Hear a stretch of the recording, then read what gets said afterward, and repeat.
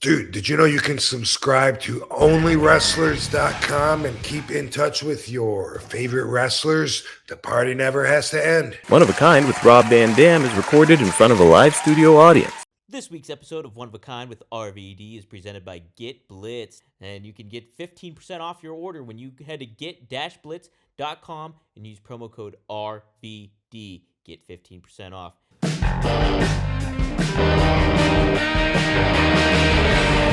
Rob Van Dam! Rob Van Dam!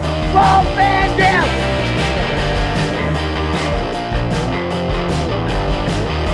I'm Rob Van Dam. The whole show. Well, yeah, what's up? What is up? It is a Thursday night. It's trash night. But it's a bigger night than that because it's one of a kind with who? With that. Yvonne, get the trash. No, RVD. It's me, silly. RVD. It's you, RVD. Rob, it was just a mere, not even a week ago I saw you, but we were in Vegas together. Yes, sir. And now I'm still in Vegas. And where are you? I'm back in Pittsburgh, sweat my ass off with a case of the shingles. So I feel great. That sounds great. It sounds fantastic, right? Yeah. Did something trigger the shingles? No, I don't think so. Oh. I had a little, I thought it was just like a little pimple for a while. And then like it turned, like I mentioned to you off air, I was like, I started getting pains and stuff. And I thought, oh, it's just, I pulled a muscle working out or whatever. And no, lo and behold, it ended up being shingles. And I discovered it right when I was in Las Vegas. And so I'm taking the same medication people take for the herpes. But I don't have herpes. I just have shingles, everyone. So don't write that to the dirt sheets, please. But shingles is a weird thing. It's a weird. My mom used to get them watching me kickbox and fight, and she'd be in the crowd nervous and break out in the shingles. And I know I've had it. I just can't remember the incident. But I just remembered when I was told that I was like, really? I have that? But I can't remember. But it's a weird thing, right?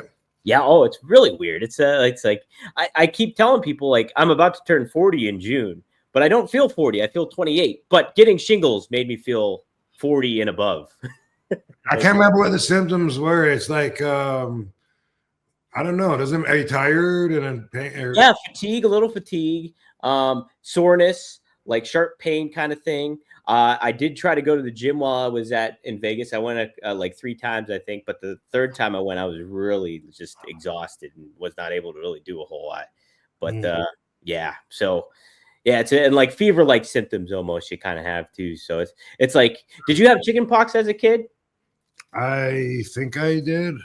Okay, yeah, because it's like the later onset of chicken pox. Oh, okay. Is it if you don't get chicken pox as a kid, then you get shingles later, or is it if you were susceptible to one? If you never had it when you were a kid, you still get chicken pox, and it's actually more dangerous as an adult if you get chicken pox if you didn't get it as a kid. But then the shingles is like the second arrival of chicken pox. Okay. So, but yeah, it's hopefully I'm on the outer end of it, and everything will be fine. Good luck with that, brother. Thanks, man. But hey, it's good to be here live with you and live with a lot of our faithful listeners and watchers on here. Maddie Marijuana's in the house. Kyle Z, Triple E, Frankie Torizo, Jem the Dawn is here. Derek Fisher from the Lakers. Holy smokes. Dylan is here. Shout out to everybody. So if you guys have questions. Not Dildo, right? Not Dildo. No, not Dildo. I was bummed. I didn't see Dildo or Bobby at all at WrestleCon. Did you really expect to? I didn't. Well, with the reputation that they've garnered, I thought they would be representing everybody there. Well, I'll give you one guess on why Bad Business Bobby and Dildo weren't at WrestleCon. One guess. Have a big event in Chillicothe. They're kicked out. Whoa! They're banned. Yes. So all you little Chillicotheans that want to keep supporting one of the worst pieces of shit to ever put on a pair of tights, and then then double down on his shittiness. Just know that about him, that they are not welcome at WrestleCon anymore. Wow. Whoa.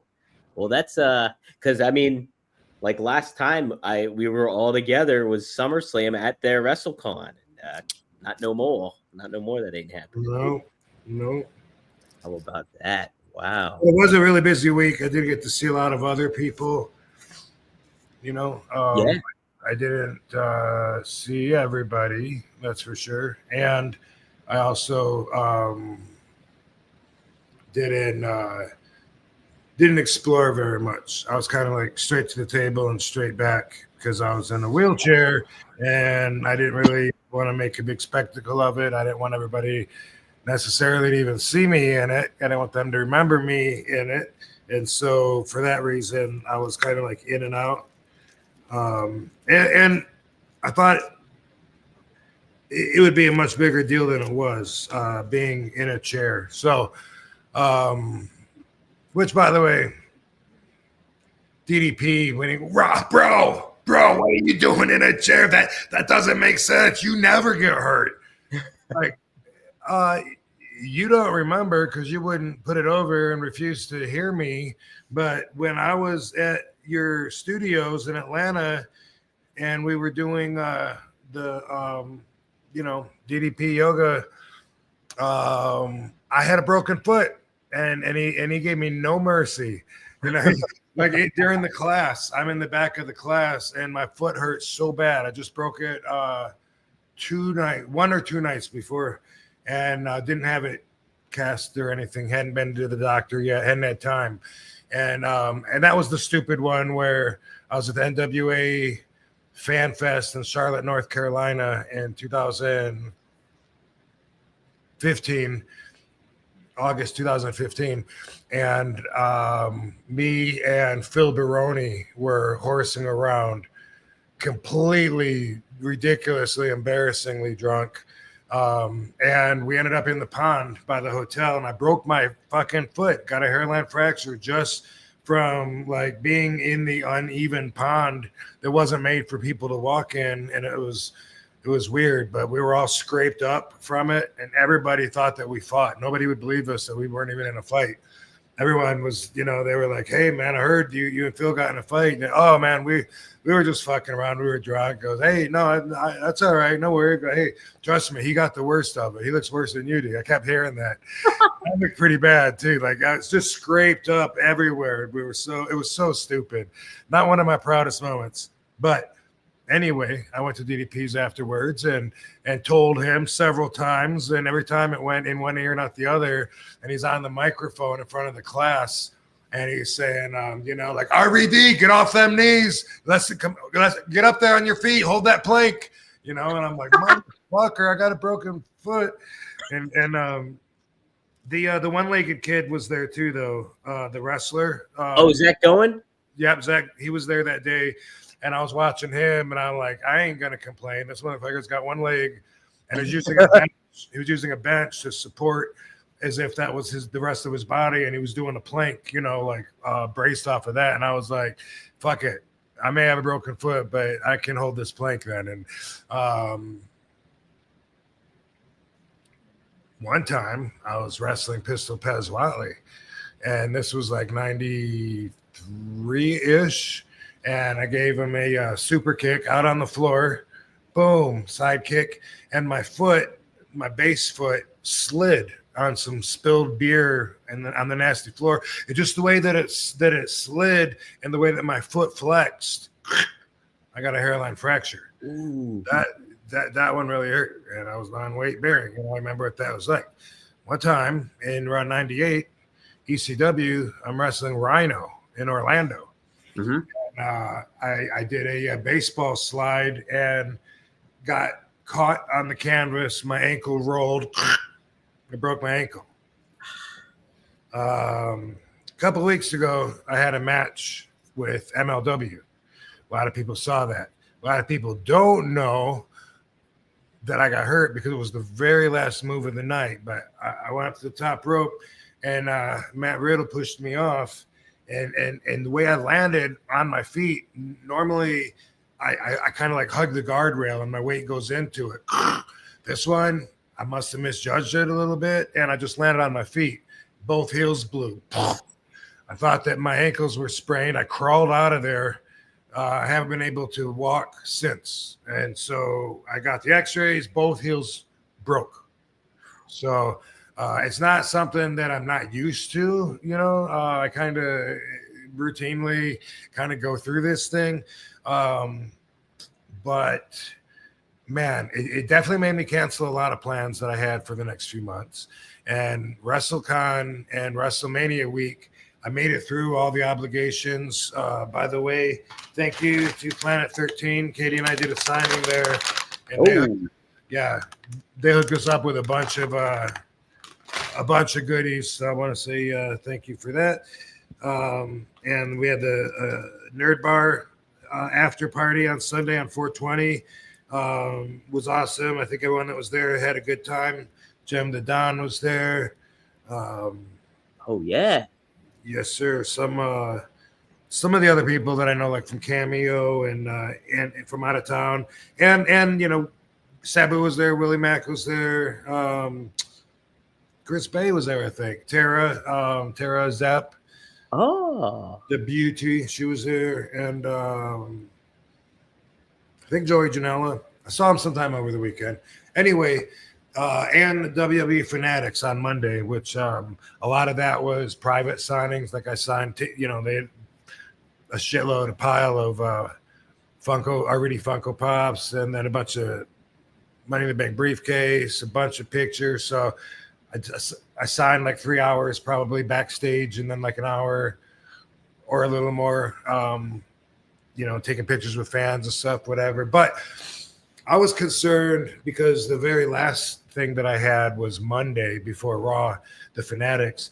I was concerned that over the weekend, the WWE was going to hear that I was in a wheelchair, and that maybe they would throw the signing out and just say, "Oh, you know what? We understand you're in a wheelchair. Don't worry about it. We got Sheamus instead, or something like that." It just seems like something that they would do, and it was an obligation, a little piece of business that I wanted to make it through all the obligations. I cut out all the fun. I didn't go to the Hall of Fame. Katie and I love going to Hall of Fame every year, but didn't do that. Didn't go to Mania or Raw. We didn't go to any fun parties, but I was committed and obligated to do several things over the long weekend, and I hit them all, including WWE, and I was concerned. I didn't want it to be a big deal, oh my God, what happened, and big news all over the sheets, like it's going to be now that I exposed it, it's, oh my God, RVD's hurt,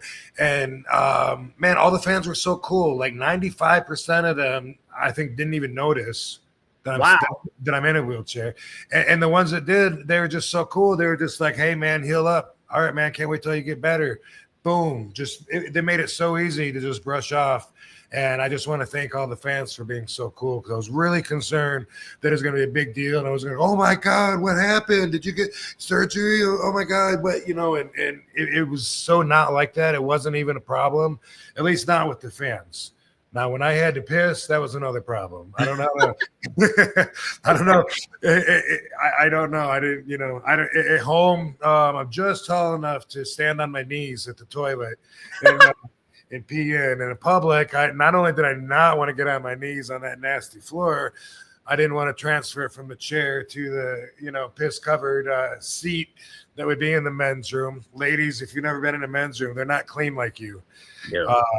And so anyway, man, I had to piss one time, and that was my concern. I like fuck, I pee right before I leave home. Hopefully I can get back in 4 hours. But anyway, I had a building dude that was so cool that was showed me this private bathroom.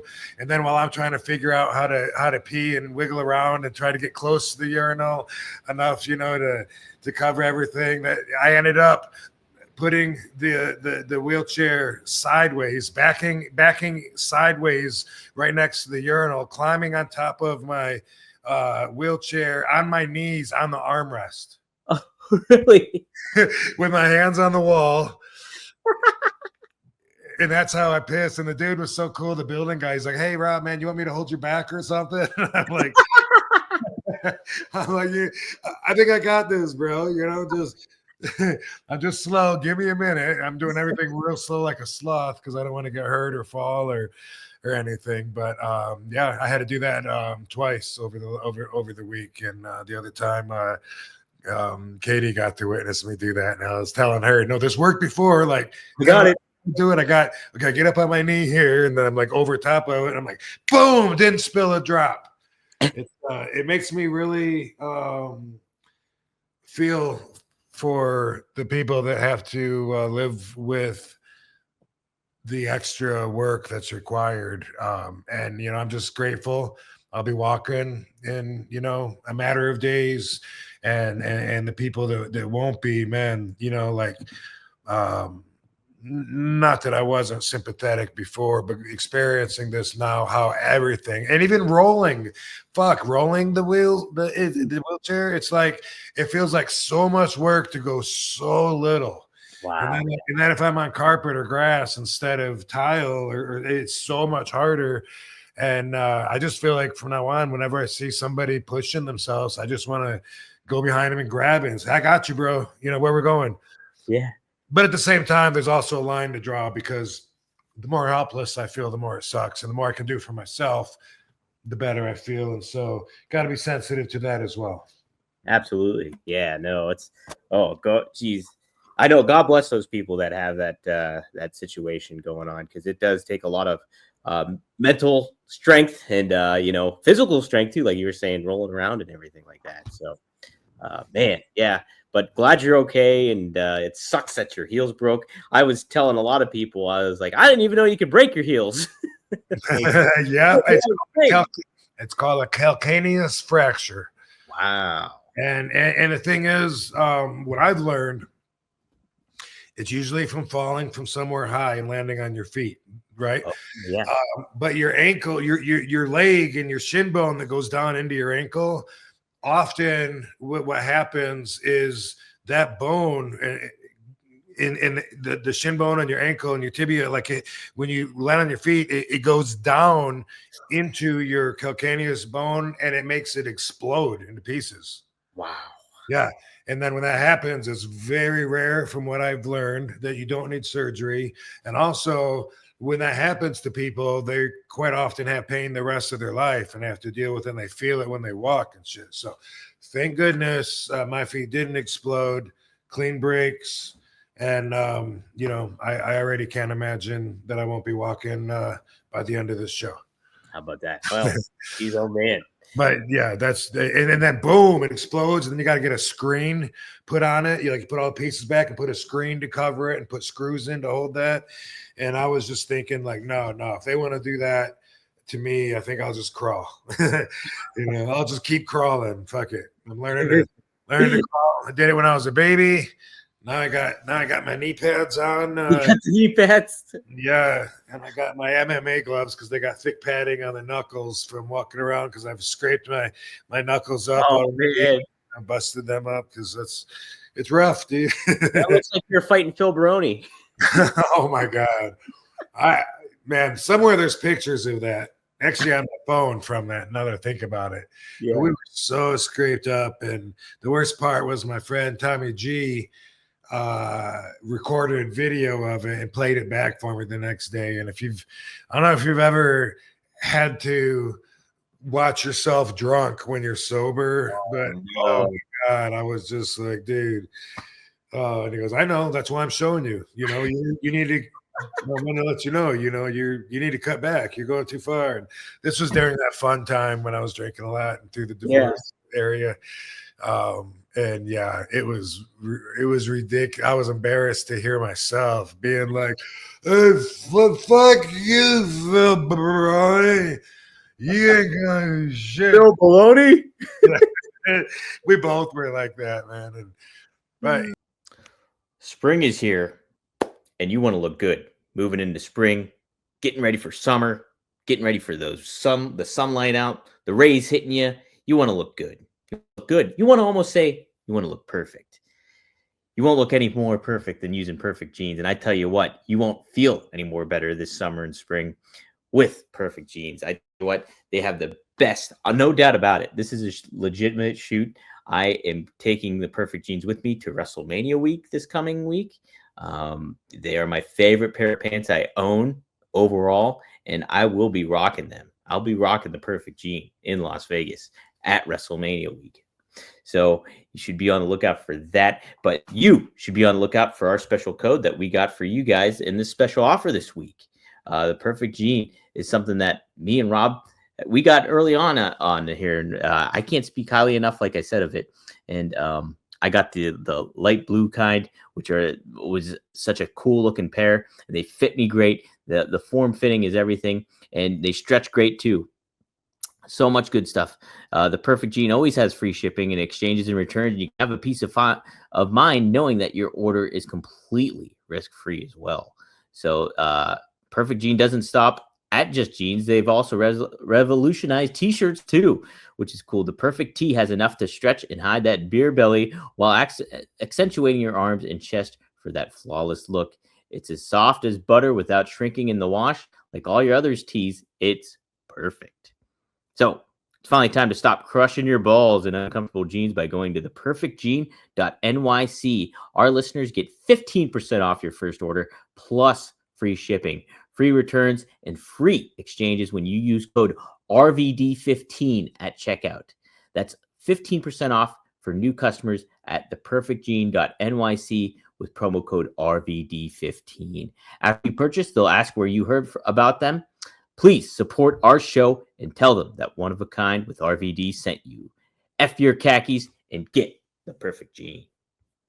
It was a bonding experience. It was. Yeah.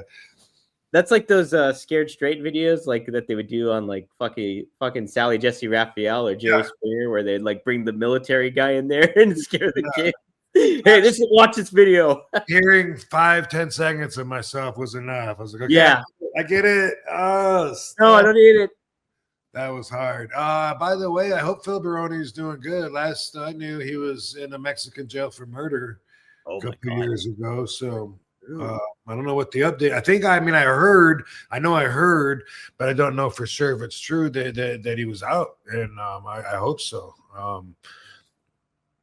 I don't know. I guess I got to look that up. I'm sure going to that was big news for a while, was that he was in Mexico and his girlfriend at the time, I guess, him and her got in a fight, and his story was that he left to go buy some cigarettes and came back and she was dead in the shower.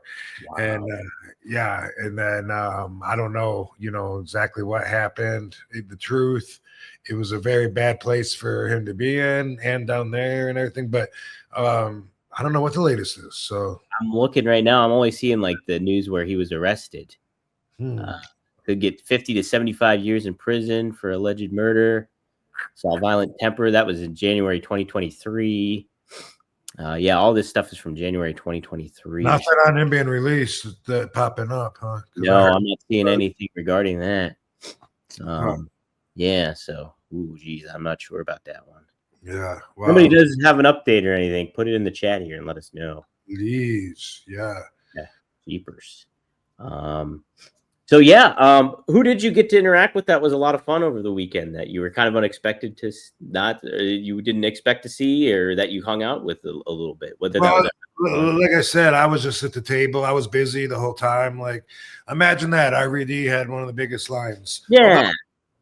As I always do. But Mike Tyson, I understand, crushed you today. He was there, that the line was ridiculous. But I didn't, I would like to have said hi to him too, but wasn't really proud to be rolling around in a wheelchair. It sucks, Yeah. So, Trying to, it sucks for me and my image and just feeling helpless, and like people know, Oh yeah. I can't remember how I was. Who else did I see? Well, okay, so I was sitting by Rhino and Sabu, and on the other side, Foxy and J Rod. Do you know who J Rod is? Oh, No, I don't think so. Well, let me just tell you, I'm in love with J-Rod also. So Oh, is she the athlete, the pure athlete? she's got. I guess I don't really know where she's got a great body. She's gorgeous. She's Amazing. gorgeous. Yeah, Yes. super cool. And Yeah, I talked to her a little bit actually. Yeah. okay, yeah, Yeah. Yeah. I love her. Yeah, I haven't seen any of her work though. Like I was unfamiliar with her, but the wrestler I was with, Kane and Christopher, he knew her because he worked. I guess they worked the same circuit sometimes or something. Okay. And Yeah. so they interacted with one another. So Awesome. Yeah, I'm always happy to see J-Rod. And on the other side of me was well, Katie, and then Elijah and Jindrek. yeah, yep. And so thinking of Jindrek, and also across the way, I saw Brian Cage with Melissa. We talked to Melissa. We never got to talk to Brian Cage.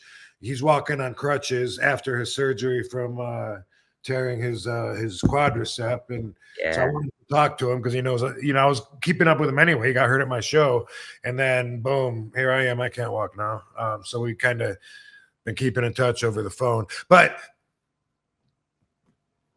thinking of Jindrek, it reminds me of a subject I wanted to talk about. Did you hear it? Jinder, right? Jinder Mahal. Yes, sir. Yeah, not Mark Jindrek. Yeah. I think sometimes I call him. No, I call him Jinder. I don't know. I might have called him Jindrek, but have you heard anything about the WrestleMania roast? Like there was like a little talk of it, and then now it seems like it didn't go over with some people, and then now it seems like from what I understand, they're trying to make it disappear, and they didn't film it, and no phones were allowed. And what's up with that? Well, the audio is out. They leaked the audio, not WWE. Yeah, but so it got removed on X. Somebody posted it on X originally, the audio. I listened to like the first 8 minutes of it actually today, and then I was going to listen to it later on, but it got removed. Oh, smoke them if you got them, gang. Do it to it. You got them. I think I have the link again. I think it's somewhere in the archives. I'll send you the link actually after the show. Okay, cool. Like to check it out. It's like a 2 hour kind of thing. I did hear. So Paul Heyman was on Pat McAfee, and he really he caused a lot of news, mainstream news too, in a lot of ways. But he mentioned the roast, and he kind of stole the show from what I heard. He was great at it. Oh yeah, that's what I heard too. Yes, and so apparently according to Heyman, he said he got pretty legit heat, I think, with Fluffy, the comedian, Gabriel Iglesias, is that his name? Yeah.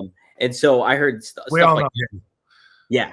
We all know him. He's a big wrestling fan, so we all, big wrestling fan and stuff like that. So yeah, he might, according to Heyman, he got some heat with he wanted to film with them. Yes, by joking on him.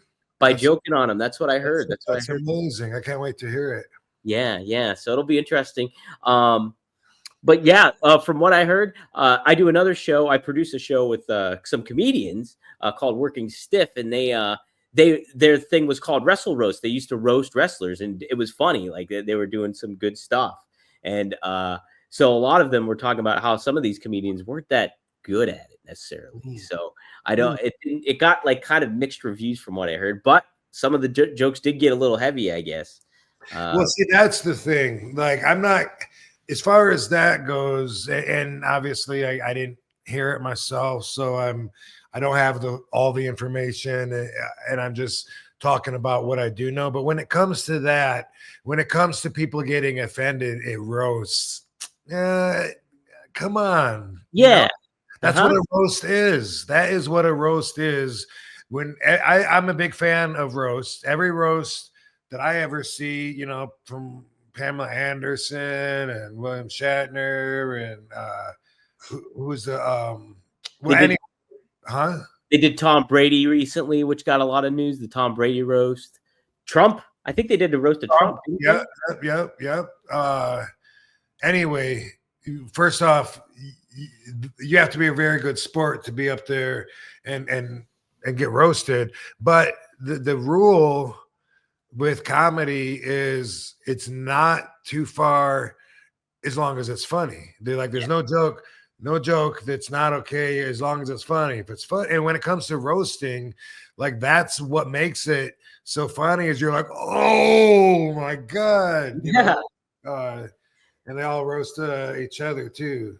The who's the blonde girl that comedian that's like the new queen of roast. Like, Nikki Glazer, is that her? Glazer, yeah. I think she was the one that talking about Jewel and said that what's the girl group that sings "Don't Go Chasing Waterfalls"? Oh, TLC. Yeah, I think she said something about that the Jules teeth were like TLC. They were all different colors and kind of doing their own thing, something like that. And it's just like, and it was like you could tell Jewel was like she had to cover her mouth because she was embarrassed while she was laughing. But I mean, it was just so funny because it's so rude. Oh yeah. The only joke that I heard, I only got one joke out of the WrestleMania roast so far, and it was the one that the main dude told, and it's something about gender was supposed to be there or whatever, but he was having a midlife ISIS or something like that. Oh, dude, I'm sorry, but that's kind of funny in the realm of comedy. I'm not ashamed to say that. I mean, he's saying that he's a Middle Eastern dude and making a joke about it, and that's within the rules of comedy. And it's kind of, I mean, I get where people would be offended, but not if you're tuning into a roast. No, if you're going into a roast, it's almost like an honor to get roasted. I mean, that's why they do it in a lot of ways. It's like, hey, let's get this person in there and roast the fuck out of them. So I have gotten pretty mixed reviews overall from what I heard, but I did hear Heyman really stole the show. And Miz apparently tried really hard, but he didn't do that good, apparently. From what I heard he made an attempt at least. So credit to him. Did you, Rob, were you there? So Starcast, the first Starcast that they had in Chicago, they did the roast of Bruce Pritchard, and my God, it was fucking great. It was so funny. There was Jerry Briscoe, Pat Patterson, X-Pac was there. Oh my God, I'm trying to think of some of the other. I think Jeff Jarrett might have been, but Bruce was such a great sport about it. Like they were fucking lambasting him, and it was so funny. It was one of the funniest things I've ever seen. I think it was that good. So yeah, when a roast is done right, you can't beat it, man. Right. Yeah, and yeah, you get the most. That's what makes it funny is the more you could shock everyone with how offensive you are, like how personal and how deep you really dove into it. You know. Whenever somebody, I mean, remember that happened years ago, a wrestling roast, and Scott Hall got mad at somebody for. Yeah, so that was at the roast of Iron Sheik, and actually Sean Oliver was the one that put it on, like hosted the whole thing. Okay. So that was the roast of Iron Sheik, and it was Jim Norton. Jim Norton, the comedian, he was on Opie and Anthony. He really got a lot of popularity on there. Scott Hall was unfortunately under the influence at the time, heavily under the influence. Oh. And so Jim Norton made a joke about Owen Hart. And so Scott Hall, while he was inebriated, confronted Jim Norton about it. So that's kind of what unfolded with all of them. Do you know the joke, any chance? Just about his death. It's something regarding his death. Something about him falling, probably. Something to that effect, I think it was. And so Scott Hall went to bat for him, but he was just under the influence. And it was, pretty bad situation. Hi, baby. Welcome home. Hey. So yeah. But that was interesting. I didn't expect to hear anything from it, but sure enough, it got leaked out. So yeah, I would like to hear it. Yeah, I'll send it to you if the link is still up. But hey, another thing that really caught traction over the weekend, and I personally thought it was the match of the weekend, did not occur at WrestleMania, but it was Sabu's last match against Joey Janela, GCW. Did you get to catch any clips of that or see anything? Yeah, I saw the same clips that were repeated a lot on Instagram. Him, Sabu bumping through the ropes to the floor with the barbed wire, and and the chair missing Janela and getting in the barbed wire, and it looked, and the comments looked good. Like fans seemed like they were pleased and not disappointed. Right. And I thought I told Sabu, I was like, it was a fun thing to watch, honestly. Like it was. And like I think they had like Fonzie appeared middle of the match, and like so he got a huge pop with the chair, and then Enter Sandman came out and he went through the crowd. It was a really well done, orchestrated kind of like I don't want to call it a schmoz, but that's kind of how they did it in a certain way to make it like complete, I think. And it was just a lot. I thought it was a good match. People are kind of criticizing like it being that kind of match that you were criticizing, like when it comes to that thing. But I thought they told the story. They didn't like the risks that were taken were not that bad, to be honest, when it comes to the barbed wire and everything like that. But it was like, I don't know. I enjoyed the match, Rob. I thought it was great. And does Joey Janela own GCW? No, he's just a big part of it. Brett Lauderdale is the owner of GCW. Oh, okay. I thought it looked cool. The neon lights that said Joey Janela's Spring Break. Like that was the name of the show, right? Yeah, that was the name of that was Spring Break 9. So this is the 9th one that they've done. Oh, yeah.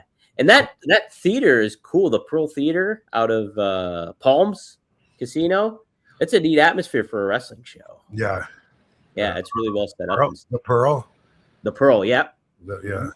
Have you been there before?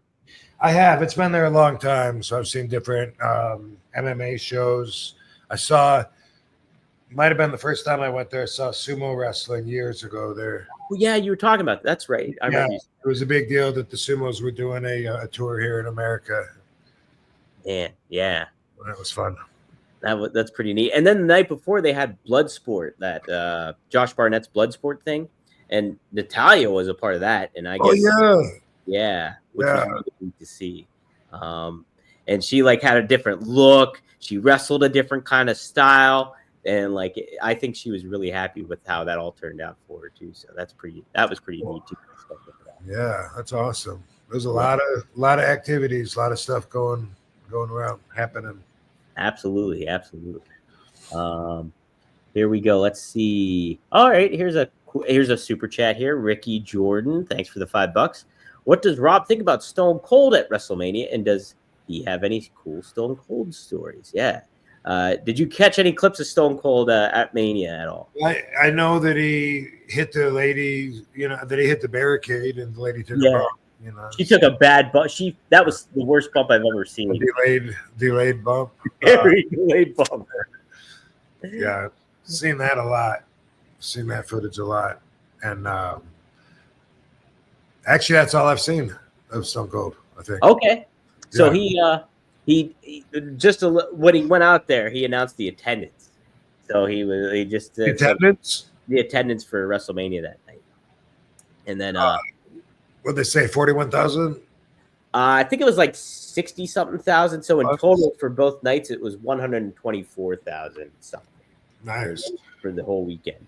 But he was all over the grid. Like he got inducted into the Hall of Fame again with the match with Bret Hart, the WrestleMania match, and then he was also he was part of the what you were at too with WWE World. He did like a talk show on there, and it was cool. He told some great stories there. It was neat to see Stone Cold throughout that whole week because he was very much Steve Austin. But then during that Hall of Fame on WrestleMania Saturday night, he went out there with Bret Hart, and he was like in full character mode, like Stone Cold, like not stone-faced, just badass kind of mode. And I thought maybe he was going to get involved in the main event with John Cena and stuff like that because he was kind of getting in that mode, but it ended up not happening in the whole four-wheeler thing. But yeah, so it was neat to he had a good weekend. It seemed like a very busy weekend though too at the same time. So awesome. My birthday brother. That's right, December 18th. How about that? And Trish Stratus too, right? Is she the other one? Yep. I think Trish Stratus. She's the other wrestler. Plus DMX, Christina Aguilera, Steven Spielberg, Brad Pitt, to name a few. Holy shit, that's a heck of a birthday. Wow. Man, December 18th. Mark that on the calendars, everybody. Do you have any? Yeah. Do I have any Stone Cold stories? Yeah.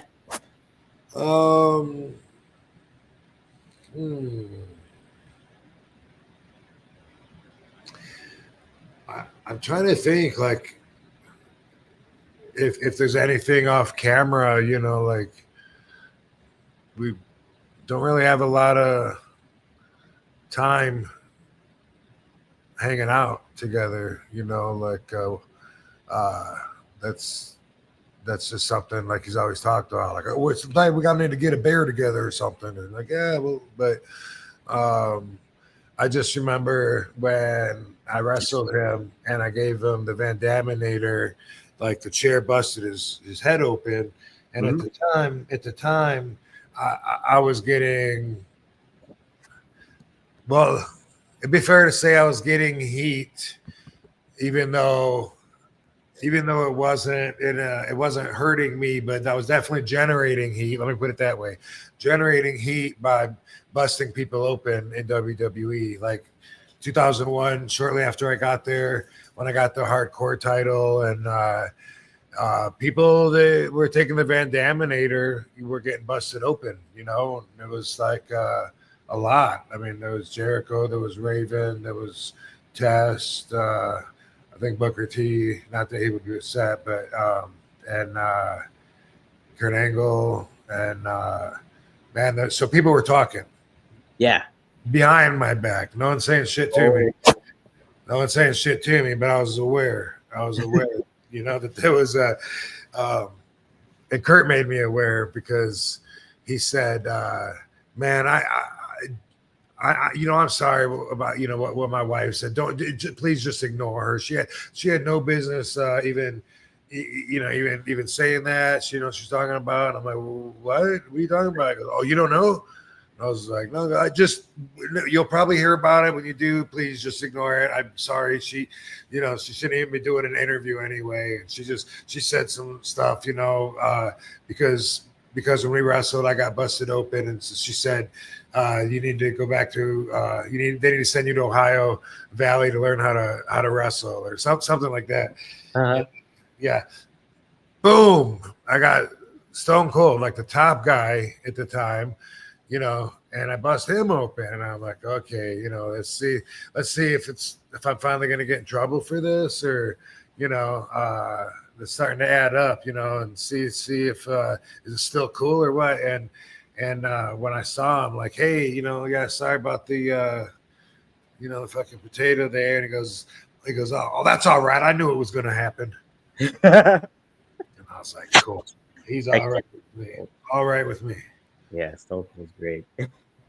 He was telling some funny stories too. He said this one story how him and Nash would rib each other. When they were in WCW together, when he was like Stunning Steve and Nash was Oz, that they would rib each other by trying to find the cheapest, shittiest hotel possible and booking it for themselves, because like they wanted to save money, but it's also like at the same time, how shitty can you get? Like basically.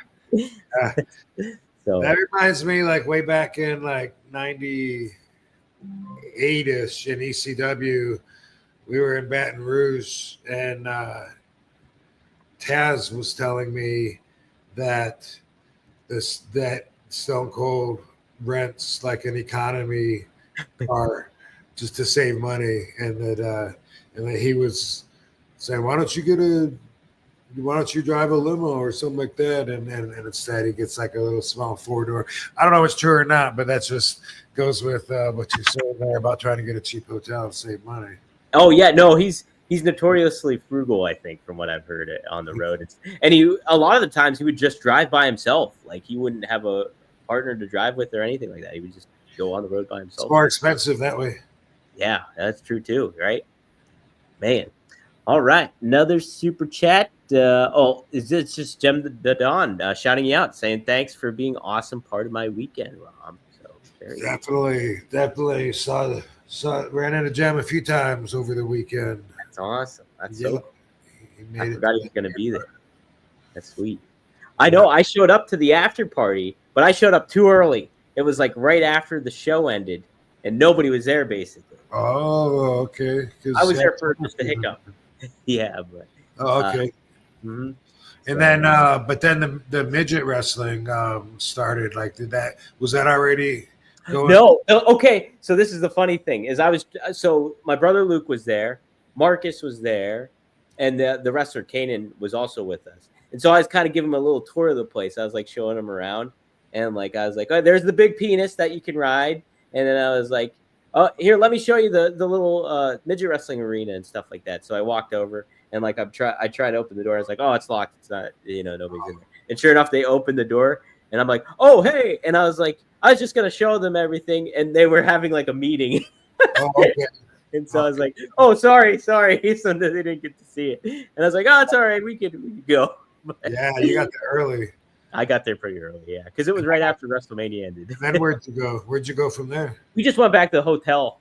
Oh, And I passed out probably like at, I don't know, like 11 or something. No, not even probably. I didn't even stay up that late.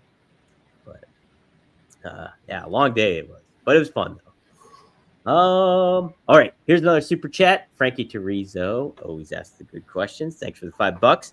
What are some of the dumbest or illogical pro wrestling moves in your opinion? When you were kickboxing, what were some of your best techniques? So dumbest or most illogical pro wrestling moves in your opinion? I know one that we were talking about. yeah, the Canadian Destroyer. Yep. Mm-hmm. And also trying to think if I know what it's called. The Spanish Fly. Yeah, I was trying to think of that. I didn't want to tag you in because I thought that was going to come out. But yeah, the Spanish Fly is another one. Mm-hmm. And I'll tell you another one, and it's the way that they do it. I used to walk on the rope. Me and Sabu would do that. We were wrestling each other, walk on the top rope, when you're holding the other person's hand. But like say Sabu's got my hand, I'm like working like I'm trying to pull my hand loose, or else I'm grabbing his feet, or punching his knees or whatever. But instead of doing that, they grab someone's hand and they go, and the person just does this, and they hold them and they spot them. Yeah. What are they possibly thinking? Like, there's no way in their mind that they're thinking that they're in a competition. There's no fucking way. That's the kind of thing that aggravates my sense of wrestling. My foundation of old school wrestling is when I see them and it's so obvious to me that they're missing out on being in the middle of a fight, you don't just stop, and they do that. They're just like, okay, I got you, and it looks like they're spotting them. Yeah. 100%. They're spotting their opponent while their opponent's shaking their ass or whatever, walking on the top rope.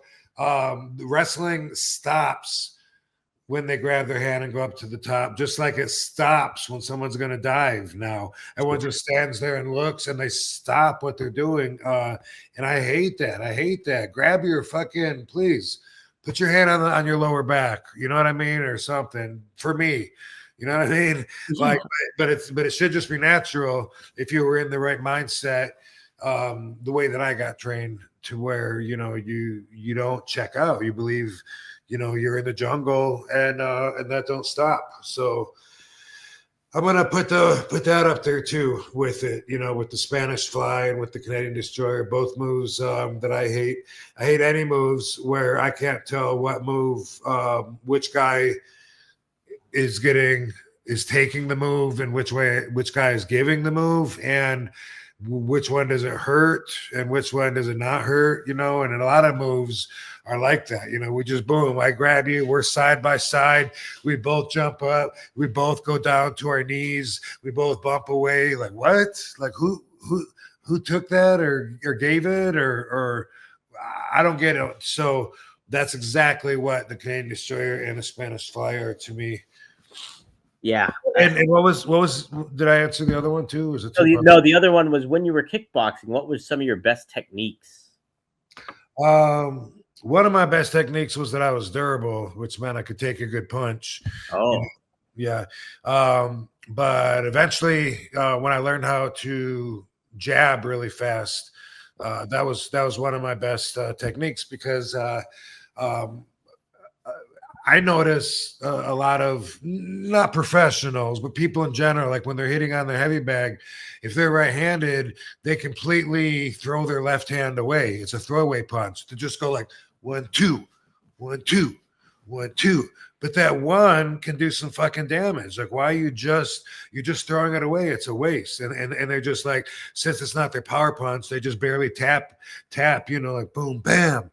And really, if you got a really good jab, bam. And if you get good at disguising it and throwing it fast, then it'll rock somebody. Rock them with the jab, and then maybe you got him a little senseless, and that'd be an easier target for you to come in with the power punch. But a lot of people seem to waste the jab. So that's something that I'd say was a good technique, was the speed and my ability to get the jab in. Wow. That's fascinating to me, like trying to learn boxing and doing all that kind of thing, because it's like I'm left-handed, so me trying to use the right-handed jab a little bit more and trying to put a lot of power into it. It's definitely an adjustment, and it takes a lot of determination and focus for you to make that a really strong punch, I think, So Yeah. that's pretty cool. And it's your lead hand. If your power hand's behind, then it's your lead hand. So it's obviously a lot closer. And so you got to make up for the lack of your shoulder being, really behind it, and your weight and your body torquing behind it. You got to make up for that with the speed, because it's in front of you, and you got to pop, boom. And then how do you disguise it in certain ways? Is there a certain strategy that you can do to disguise your jab and make it look? Yeah, let me see if I can explain this. Like the more straight that my hand goes towards your face, the harder it is going to be for you to see it, because all you're seeing is, like, let's say a glove, and as it gets closer to you, it's just growing in size, right?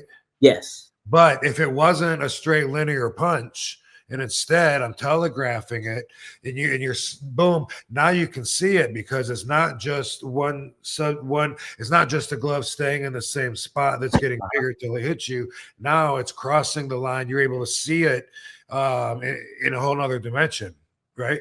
Right. Mm-hmm.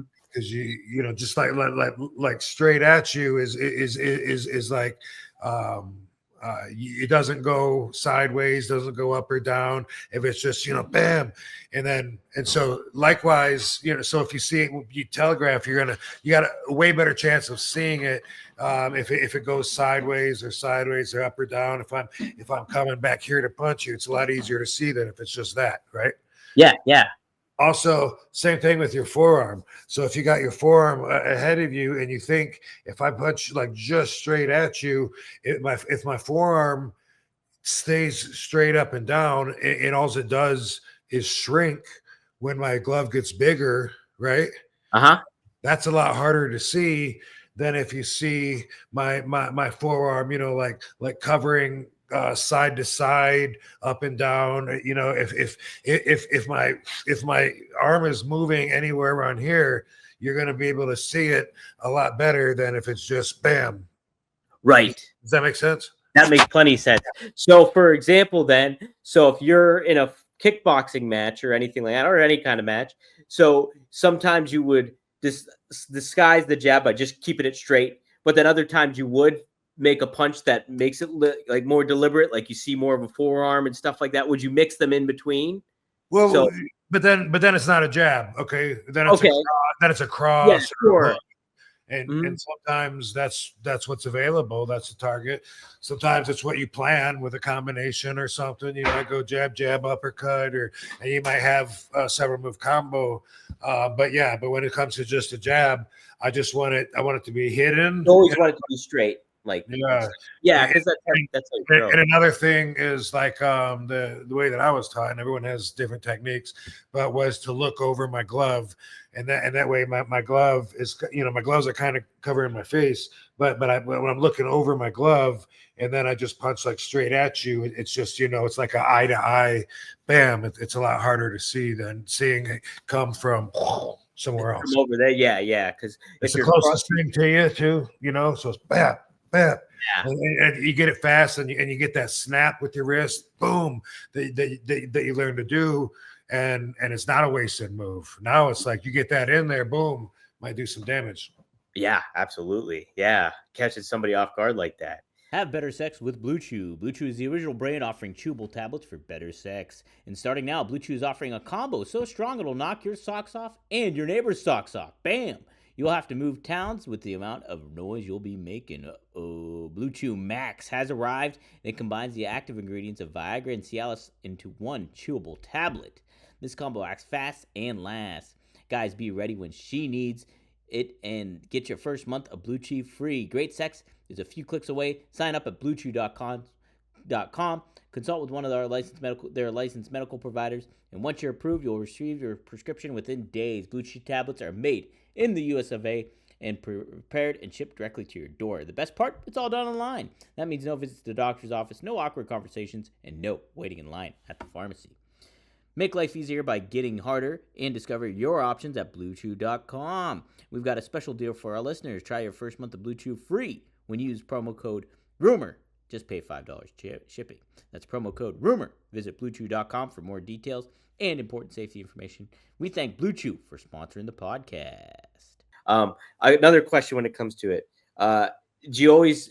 I kind of started to learn, like... Well, which by the way, let me just get this in. Sure, yeah. When I was learning, though, the guys that were training me, they could throw that hook that you're talking about, and they were just so fast with it that it was probably even faster than my straight on jab, that I was trying to perfect at the time. One of them was Terry Gay. He was the kickboxer that I trained with at Super T's Karate. And another one was Troy Nesbitt. He was a Golden Glove boxer and a street fighter. He was one of the kids in school that was always getting in fights and known for being really tough and kicking a lot of ass. And we used to play on his trampoline. That's one of the places I learned on my flips. But he came to my ring when I had my ring set up at 84 Lumber in a storage place that I was paying $200 a month for in training. And at that point, I didn't really know that much. I was like really green in it. And I just remember that like, he was like so fast that he, he'd be like this. He could even have his hands kind of down. Like he would like switch them up, and do all that shit. But yeah. I wouldn't see it coming at all. And it would do so much movement that I should have been able to pick on. I mean, it wasn't hidden at all. It would come around the world like this and bam. And it was just so bam, so quick. It was like, holy fuck, man. No wonder this guy's, got the reputation he does. That was Troy Nesbitt. Thanks for the punches, bro. Damn, that's wild. Yeah. So when you throw a good jab too, were you taught to like utilize your hip a little bit too? Like, a little bit? Is that something that added to the strength, I guess? And that's kind of what I've been learning a little bit. But yeah, it's a little hip, it's a little your shoulder, but you gotta learn to do it in a way that I don't know if I could teach or not, because that could slow you down if you're focusing on it, but it needs to be behind your punch, just like if you're pushing your car and it's a neutral, you need to have that behind you.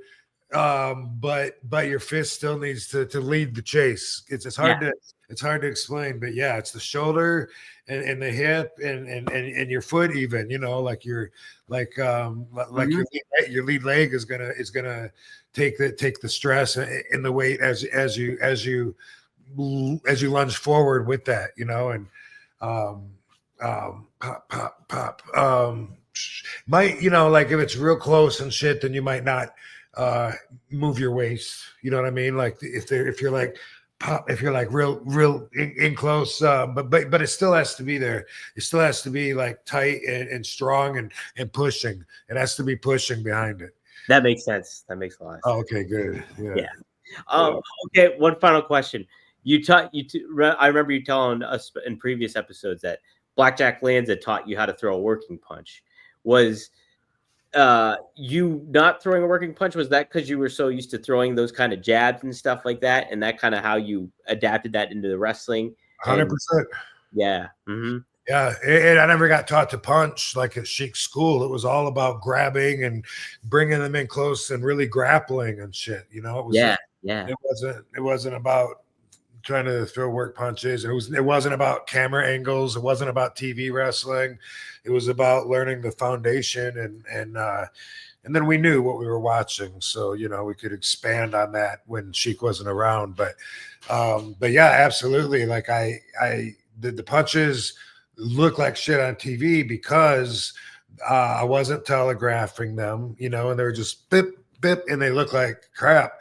So you do the opposite if you're doing a movie or if you're in wrestling where you want a really dramatic punch.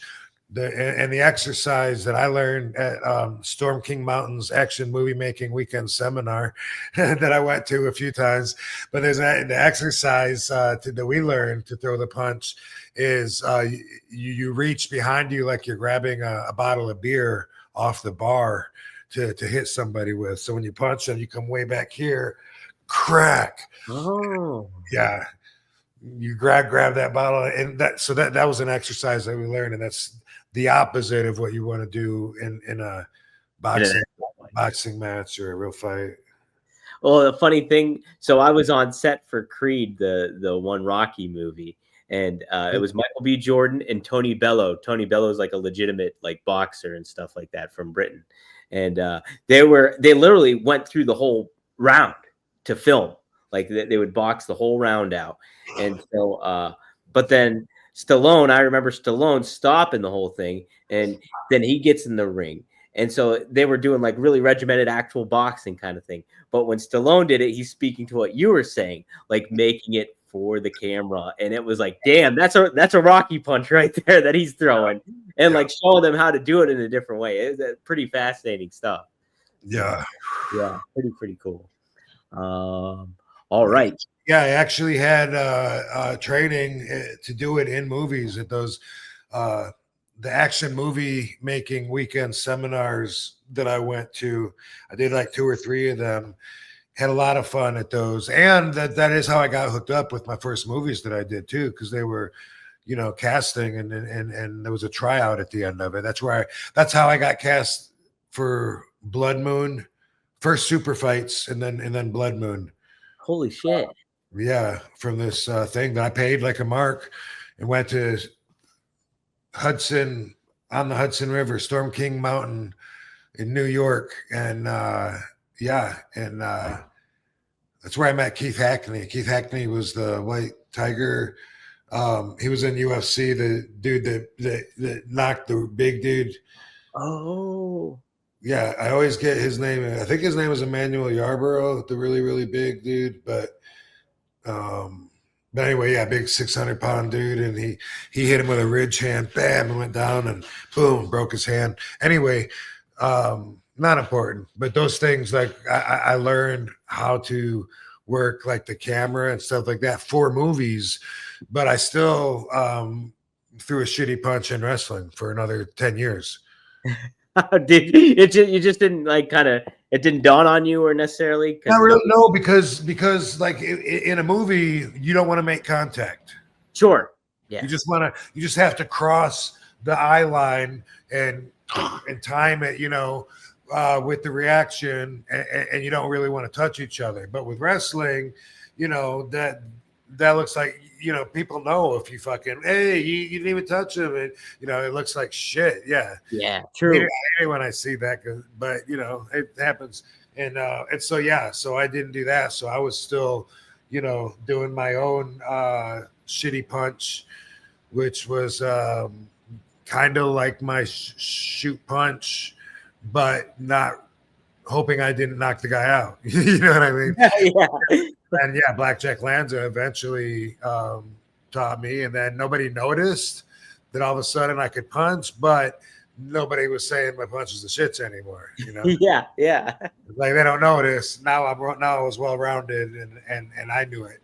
Then you were where it's like I got good punches. Yeah, that's good stuff. Maddie, he says Tiffy time equals stiffy time. He said what? Tiffy time equals stiffy time. Oh, Because of Tiffy Stratton. oh. He says on thoughts on Stephanie McClure. Did you get to see any of her work, Rob? Yes, I love her. Mhm. So does Katie. Like we both noticed, like she's got this allure, her character, it's in her timing, it's in the way that she moves, it's her confidence, and her moves. I think she's a great worker. I enjoy watching her. When I was starting to watch NXT back like in November before I popped up there real quick, she stuck out in my mind like right away. Like damn, like she is really good and should have a really good future ahead of her. Yeah, she's got, to your point, like she's got like this aura and this presence about her that's really good. And I think she's from like Argentina or something, so she's got a real thick accent. But just her presence, that's a real accent. that's a real accent, yeah. So like just her presence and body language and stuff conveys charisma. And Yeah. so she's got Totally. Yeah. And it's different. Like she stands out in that way. And I look forward to seeing her work. Yeah, me too. Yeah, she's definitely good at what she does. I guess I should ask you about this. What do you think about John Cena becoming the 17th world champion, beating Ric Flair's record, and going on this heel run and doing it in heel fashion and everything like that? What do you think about that? Your takeaway from that in WrestleMania? I think awesome. Mhm. I think that's awesome. I haven't seen the WrestleMania match yet, but I think that Cena is probably the number one guy to watch right now. For me, probably my favorite guy to watch, see what he's doing. Even though I should watch the highlights, everything. I saw the press conference where they ask a question and then he says, "You know what? That's a clickbait question." And then what next? You know what? That's a clickbait question. You saw that, right? I did see it. Yeah, Obviously, you guys are just interested in headlines, and so here's a headline for you. Watch me ruin wrestling tomorrow, whatever. It's just like I think like right now, like he's the guy to watch, and for me, he is. So that's what I think about that. Is like I want to tune in and see what he's doing. It's extremely interesting. Yes, it's funny too. Like his WrestleMania entrance. If you didn't see that, it's just his Titantron's just a black screen. It's it. Just his name. We watched the entrance because we were watching one of the other YouTube shows. With the bloke and Dutch Mantel and James from James Romero. That's the thing. Yes, yeah. And I think Dutch asked him like, "What is most Cena's character when he's walking out or whatever?" And he was like, "A high schooler, like depressed, angry, rebellious high schooler, just with his head down and the hood up." And so we watched it because of that. We wanted to tune in and watch it. It was funny too because when they were announcing him for the match, his back was completely turned towards the hard cam, and he's like leaning like away, like, and they're announcing his name, and then he just turns around and just is like stone faced and doesn't give a fuck. It's pretty funny. I like it. I like heel Cena, and then I saw no pyro, no new entrants, no nothing. Yeah.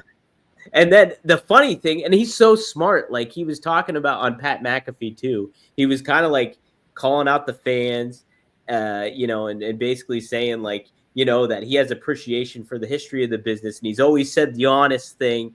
And like he told fans at the end of December, he's done and he's going to live up to them, even if the fans don't like him.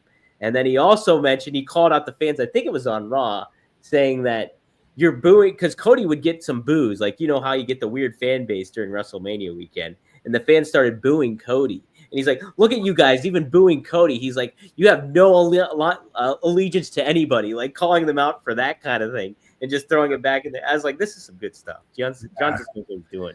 That boy good. That boy real good. Yeah. Cool. Hey, we got Seth chiming in here with the $20. Hey, nice shirt, Rob. Man, I mean, Yeah. I This know. Venice Beach Dub Club shirt. Oh, is it? Yes, sir. You can't see, Ooh. but it has the tag. Oh, there it is. Yep. Hell yeah. Dude, I didn't know that was a Seth. I got to give me one of those shirts. Yeah, go ahead and plug where they can get it. Where can you get it? Do you know, baby, where they get this shirt? Oh, she can't hear me. Oh, Seth, let us know. Give us another chat. You don't gotta give us a super chat. Just put it in the chat, and I'll pop it up there. But he says, "Man, I don't." He brought when we saw him when he came to our to the wrestling show. He brought a couple of shirts. Yeah, which by the way, we got that next one coming up, and then after Chicago, I see we're going to be in New Orleans. What? New Orleans? Hell yeah! Oh, Doug, man, it's growing, dude, and we keep getting more wrestlers. We had a lot of wrestlers signing up and fans, but it's cool. Like it's it just keeps growing, and that's what it was intended to do. So like I'm not in a big hurry. When people eventually check it out and see it's for them, then it keeps getting better and better anyway. We're adding features, which I'm looking forward to, because then I'll feel even better about plugging it, because I'm more excited about what I got to show them, you know? Absolutely. Yeah. Guys, yes, if you haven't yet, sign up, onlywrestlers.com. You can sign up for free, and you can subscribe to Rob's channel for free, Katie's channel for free, the Only Wrestlers account for free, and there's other wrestlers on there too that are free. I think I might be free on there. I'm going to start doing some hotline stuff on there, so be on the lookout for that. But Seth does say, I know I'm late asking, but how was your Mania? I love the women's three-way. He was meeting Io Sky, Bianca Belair, and Rhea Ripley. He says, nice to hear you guys talking about Stephanie McCoy. She has Chris Benoit vibes, plus a big, beautiful butt. RVD. I really like watching her, because she's so good. You know, like definitely a standout, and I knew that like the first time I saw her, she was like it took me a while to learn her name, but I was like, that one, you know, like that's my she stood out as like my favorite to watch. And then also Kaylani Jordan, because she does my moves, and that's it, and because she's, you know, so cool. And but they got a lot of talent though. That was Jordan Grace was there, you know, at that time too. And like I like watching the women's matches, because women matches used to be unwatchable pretty much.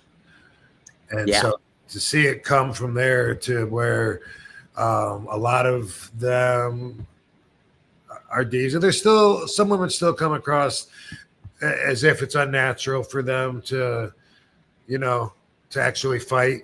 And so but the majority, there's some weakness, and I'm not even sure which company. I'm just saying in general. Sure.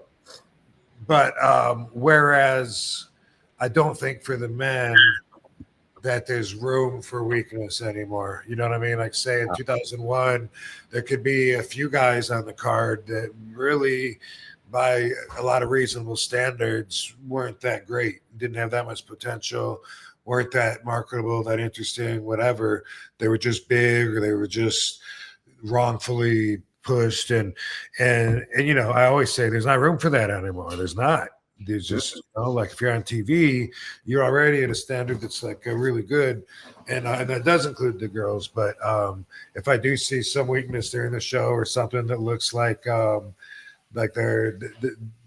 lost and it looks unnatural or whatever, you know, it is still, I think, more the women than the men. But maybe that's because there's so many more women's matches now than there used to be. I don't know, but either way, it's come a long way, and I'm glad that it did.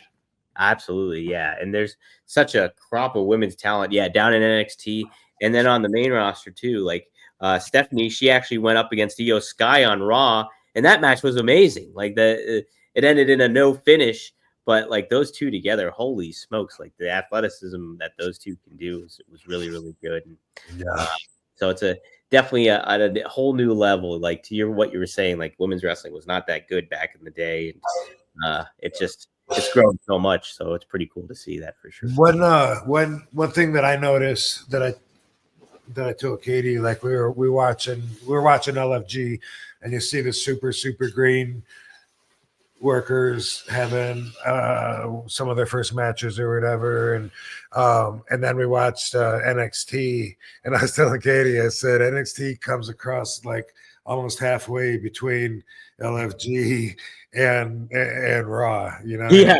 And it did, you know, like not really halfway, but you know, kind of though, you know. Yeah. There's like that in between where it's just like Yeah. there's a little bit more development that needs to happen and stuff. Exactly. Yeah. What do you think of the LFG show overall? Do you like it, or how do you think that's presented? Yeah. Yeah.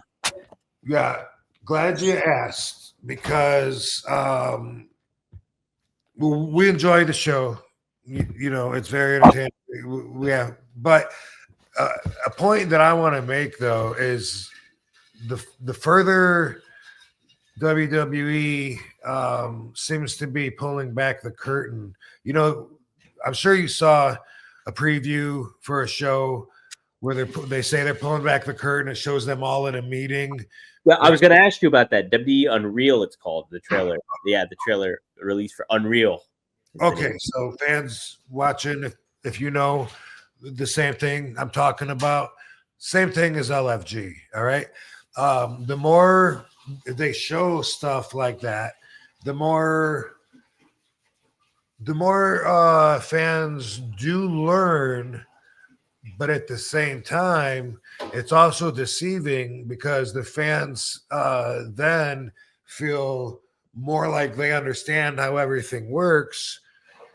And no matter how much they do that, you're only getting half the story unless you get the perspective from the actual wrestler. And I don't mean, you know, shows like Tough Enough where you get to learn the personalities and hopes and dreams of the individuals. I mean, like the person going through the business that actually does deal with the egos, that actually does deal with the competition, the boys being jealous, all that shit that you don't see that.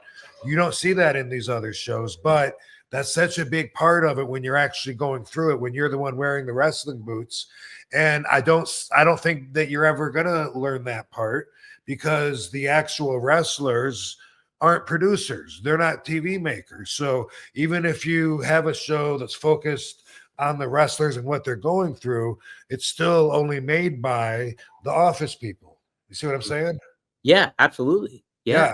So like when you talk to wrestlers that whether it's about the parties, the drugs that they did, which isn't a big part of it anymore, but the suicides, you know, all the stuff, the real stuff like that, you would have to get a wrestler's perspective, and then you would have an idea. Because without that, everybody has a misunderstanding that all wrestlers are just like a big happy family, and that they all love each other, and that they all want to see each other succeed, and you know, and that the egos are what, scripted, I guess, and that's not the way it is at all. No, and like, no, and that's a whole thing. Like you talk about it, we talk about it almost every week, is the competitive mindset that like you get into, and you incorporate, like, sports is one thing, like where, yeah, it's purely based on talent and skill level. But when it comes to wrestling, sure, you need to have in-ring talent, but a lot of it's charisma, who you are as a person, how you look, a visual aspect of it all. There's a lot of other elements, a creative aspect, politics, all that comes into play. And some of that is not in the talent's control. Whereas, like, if you're a football player, all you got to do is perform on the field. And if you're good at it, you're going to start and you're going to, you know, make money and stuff like that. Whereas if you're in pro wrestling, there's a lot of other elements that come into play, and that can always cause drama. And yeah, that's a side that you might not necessarily get on these behind the curtain type of shows either, too, at the same time. So that's a really fascinating perspective to give, Rob, because yeah, a lot of people, if you're tuning in as a fan and watching it, and this is what you think is really happening behind the scenes, to an extent it is, but you're not getting the whole side of the coin, I guess, in the same fashion. And I don't think that we ever will because of what I said. Even if you get a show focused on the boys and what they're going through, it's made by the guys that are wearing the suits and ties. You know, they're the filmmakers, and so there's the actual real sacrifice, the thoughts that go through our heads when we're on our way up, and the doubts that we have that we want to hide so that our confidence stands out, like all of that in a room full of egos with the maturity of a fucking fifth grade classroom. Like, you can't know, I don't think, what that's like unless you really hear a lot of the boys tell the stories, and then you get an idea. But that's not what Jerking the Curtain Open is going to be about at all. You know what I mean? Right. They're going to make it faker for the show. You know what I mean? Mm-hmm. Might be parts that I've never even known about the business, about them talking, planning shit out, before it comes down to us. Right, because just how I'm feeling now. I didn't watch the trailer. I kind of saw like just a little brief parts of it, but it seemed like it's like, oh, you might be in the writer's room and you might hear certain things of what goes on and how that process works. But yeah, it's like there's a lot more other elements that come into play with that. Now, Heyman, like I said, he was on McAfee, and he actually brought this up, that new show, the Unreal. He said he was talking about like that he's very old school in mindset, and like is very like simplistic in how a match and everything should be executed, and like the good versus evil aspect, all that kind of thing. So this that whole thing is not necessarily what he would necessarily is his cup of tea, but he says you either hop on the train or the train's going to go on without you. And so he mentioned that he was like, so they asked me, is like, if they asked me to put a mic on for this Unreal show, I'm going to do it because it's like, I want to be a part on the train and stuff like that. So he gave that other perspective of like, yeah, he might not necessarily agree with how certain things how wrestling is presented and how the curtain is being pulled back, but he's willing to do that to kind of adapt to how wrestling is evolving, quote unquote. Or something. So no, I've heard myself say almost the same thing to somebody. It's like it's happening either way. So even though I'm stuck to my old school rules and values, I'm not resisting or trying to stop what's happening because it's happening. Yeah.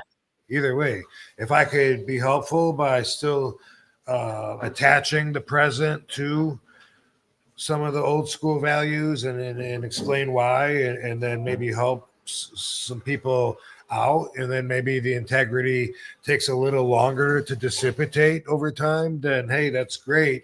But either way, I don't have to change anything about me because I'm I never do, but at the same time, I don't like it. I don't like seeing the other guys, my peers, doing shows where they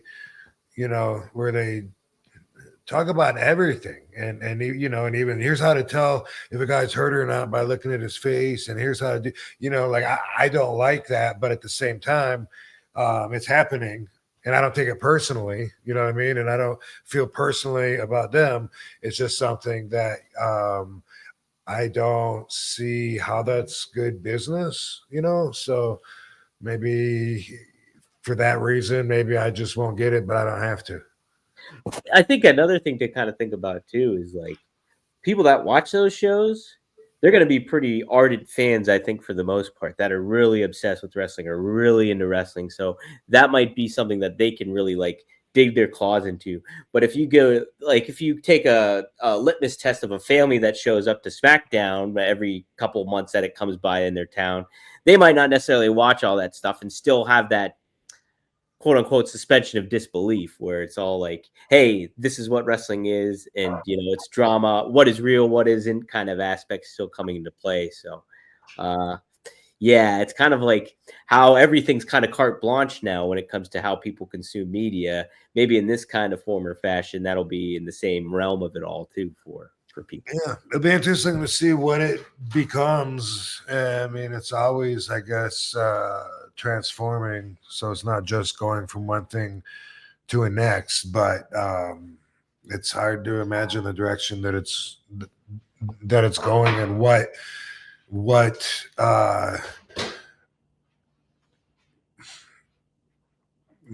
approaching the professional wrestling industry with a completely intended, transparent view will do to the business. Yeah, right. Now, Terry Funk, he once said too that he believed that it'll go full circle, where it will be like people will be more into the legitimate fighting stuff instead of it being like, oh, you see everything, and there's this dissection of reality versus what is orchestrated and stuff like that, I guess. So it'll be interesting to see what happens ultimately. Yeah, it will be. But either way, I can see like it's like there's a whole different depth to kayfabe now, where fans think that they understand a lot more than they do, and because that's the status, that changes the way that you present your and showcase your package to them, what you're giving them, your product. Like it changes that, like from the 80s, to now, but that's part of it, is when the fans are like really fooled, and a lot of them is just, like for instance, even like why isn't RVD with WWE right now? Because there's a question about that. There's so many people that are gonna just fill that gap with their own answers. You know what I mean? Oh, it's because they don't like him because he smokes weed, or you know what I mean? Like it's in their minds to not want to feel like they don't understand something, and so to fill it with a gap, and because of that, they feel more like they know everything, even though there's some really interesting stuff going on that of, that they don't need to know about. So that's but that's just an example. But Yo, Rob, we're going to take a quick time out just to say that this week's episode of One of a Kind with RVD is presented by Get Blitzed. Get Blitzed Lit Aid Nano-Infused THC Syrup is a premium cannabis-infused syrup formulated with nanotechnology for fast-acting effects. And that advanced nanotechnology formulation allows for quicker onset and enhanced potency compared to regular THC syrup. It's Delta 9 and legal in all 50 states, every single one. And you have several syrups to choose from Blue Raz to key lime pie to pina colada to tiger's blood to cherry to grape. Just head to get-blitz.com, use promo code RVD, and get 15% off your whole order. Could be a bottle, could be a bundle, your choice. But yes, head to get-blitz.com, use promo code RVD, and it is by Mickey Ray Sinatra and Courtney. Take a look. Head to get-blitz.com, promo code RVD, get 15% off. It's one of a kind, baby. Overall, it's like a lot of it is them filling in the gaps with ignorance, and then believing that they know everything. So it's still there, and besides the momentary loss of connection to real life, if you let yourself go during a show and you're entertained like during a movie, but yeah, even besides that, like there's still, like you seen the did you see the what's his name, Scarlett and Karrion Kross. Karrion Kross. You see that shoot promo that he did? Yeah, that was great. That was great. Stuff like that that's so good that that we have to wonder. Yeah, right. Everybody was like, man, he's and he's so he speaks with such conviction. Like you believe that he believes what the fuck he's telling you. Like he's so good. And I saw that, and stuff like that. I love, where there's still a lot of question mark to the industry, still like a pocket layer that's a different depth of keeping them guessing, swerving them, hiding some of the integrity of what you're doing and what it's really about. There's still some kayfabe in that manner. There's different ways to blur the lines now that even though the wave is coming where it's like, oh yeah, let's break kayfabe, let's do this. There's certain ways you can angle yourself around it to keep everybody guessing and making the question, where did he go too far, or was this all part of the show, kind of thing. Right. I like a lot too. All right, we have a couple super chats, and then we'll just close it on out here. Maddie just said, flow like water, fighting is dancing, smoke 'em. Frankie Chorizo, he asked another super chat. Thanks for the $2.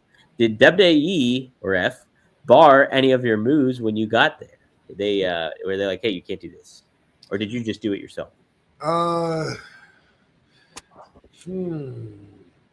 No, I don't think so. I don't think they barred any of my moves. However, there's rules, so you can't. At least back then, you can't just grab a chair and bring it in. You would get disqualified.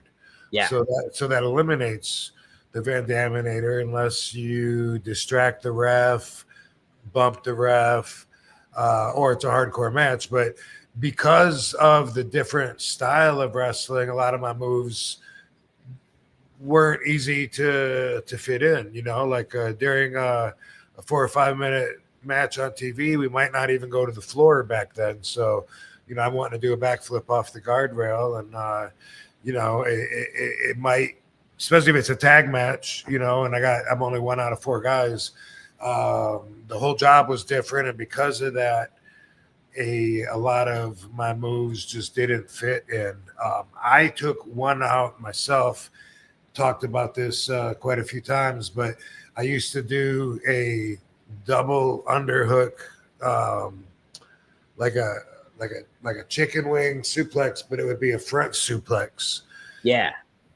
And I stopped doing that when I went to WWE because I thought that it was too much like the pedigree, and I thought that it was like maybe an extreme version, because the pedigree, he takes the guy's arms just like me, but then he's only dropping down, 18 inches at the most, and I would bring the guy all the way up and then slam him down on his front side. So I thought maybe that move is something I should just not do here. And I had enough moves, so I just took that upon myself.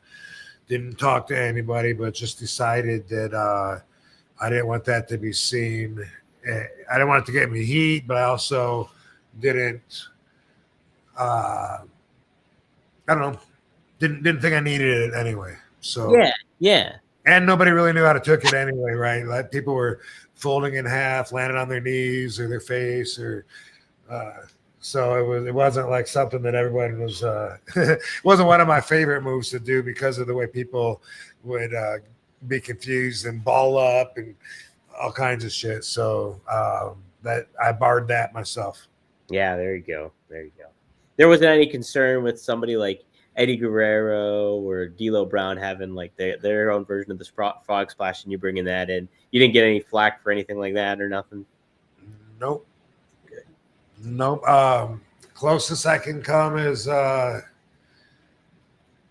I had the hardcore title, when I wrestled Test, and this was like the first time I met him. So this is like early 2001, and I'm working with might have shaken his hand before in the dressing room. I don't remember, but this is the first time working with him.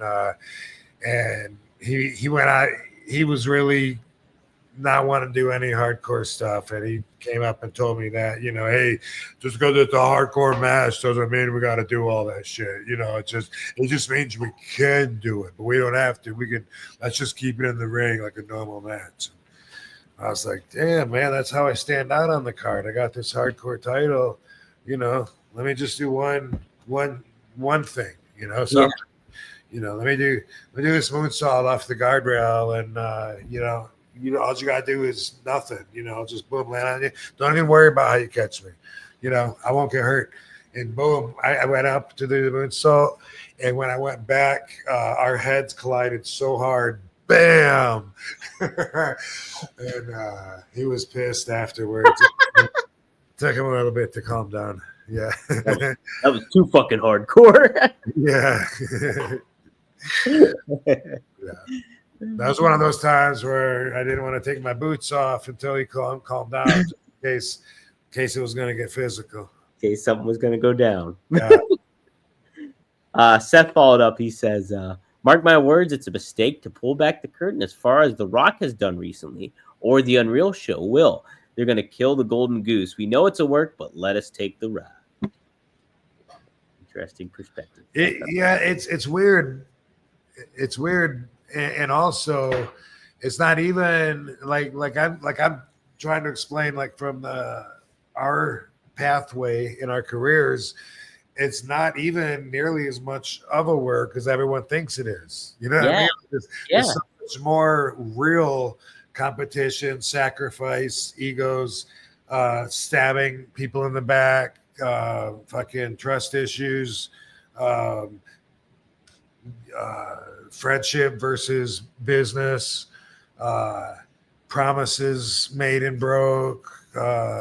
There's so much politics. There's so much to it that's not a work that it gives everyone the false impression. And now they're going way into that to make people think even more that they understand how it is. And maybe it's going to soften it up and get rid of all that stuff, but I doubt it. Right. I doubt it. How can there ever be, like, not be jealousy? You know what I mean? Yeah. And at the same time, too, say if you did do that, say if you pulled back the whole curtain, you showed all the drama, all the politics, and like this unbiased and like a vacuum where it's like everything is what you see is what is real or whatever.